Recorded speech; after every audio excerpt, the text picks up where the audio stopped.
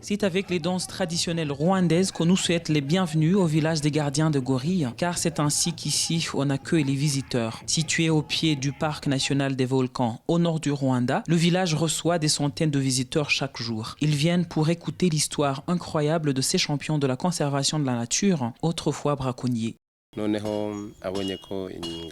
Ce village a été créé par un conservationniste qui avait longtemps travaillé au parc national des volcans avec le soutien du gouvernement. Il avait remarqué que les animaux du parc et la biodiversité en général se détruisaient à une grande vitesse à cause de nos activités. Il a créé ce village pour y mettre fin. Il a rassemblé tous les braconniers et leurs familles au sein des coopératives et leur a confié ce lieu. Ce lieu, c'est un grand projet écotouristique géré maintenant par les locaux. Ici, chaque talent est mis à contribution pour améliorer la vie de la communauté avec des revenus versés par des touristes. Des danseurs, des vannières ou encore des guides et des tradis praticiens, tout le monde participe à la rédaction d'une nouvelle histoire.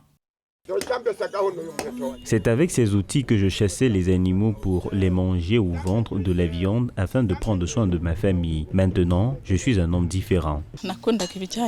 Depuis toute petite, j'aimais la danse traditionnelle et j'étais douée pour ça. Je faisais des petits boulots mais ça ne rapportait pas, comme on est loin de la ville, jusqu'à ce que j'entende parler de ce village.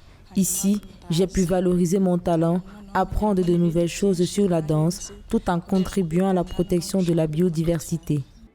Le village des gardiens des gorilles compte plus de 3000 membres répartis dans 10 coopératives. Depuis sa création et grâce à d'autres efforts de conservation, on note l'augmentation du nombre des animaux sauvages dans le parc national des volcans, notamment les gorilles de montagne, une espèce menacée d'extinction. Pour soutenir financièrement ces coopératives, le gouvernement rwandais leur verse 25% des revenus touristiques du parc national des volcans.